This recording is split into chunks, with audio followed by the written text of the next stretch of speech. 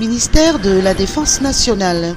Visite de l'amiral Alain Coldefy. L'amiral Alain Coldefy, président de la Société des membres de la Légion d'honneur, ou SMLH, a rendu une visite de courtoisie au ministre de la Défense nationale, le général Joshua Rakutarzon, aujourd'hui.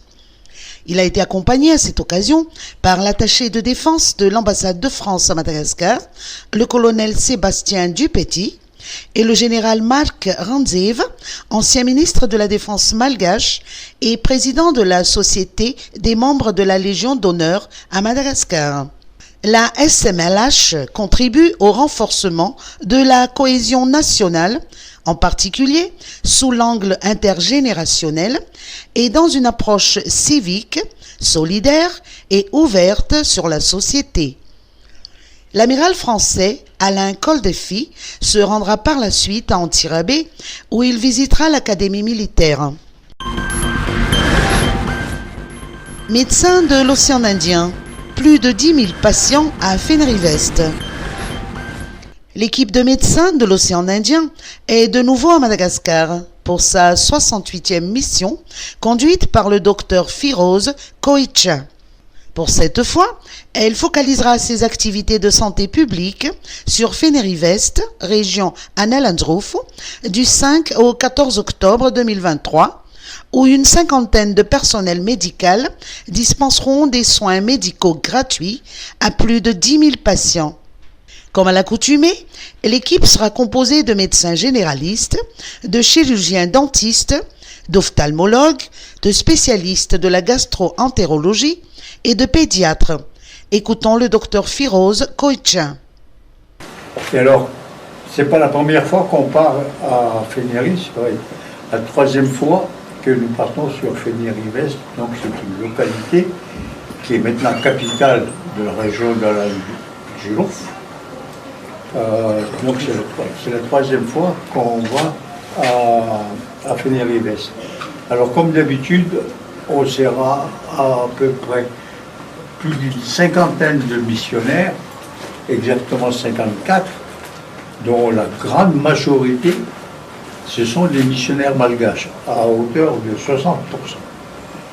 Les 40% restants des missionnaires sont des missionnaires ce sont des missionnaires qui viennent de la Réunion et des métropoles. Donc il y aura comme d'habitude deux délégations. Une délégation qui va travailler essentiellement sur l'hôpital de Fennerivest et puis une délégation itinérante.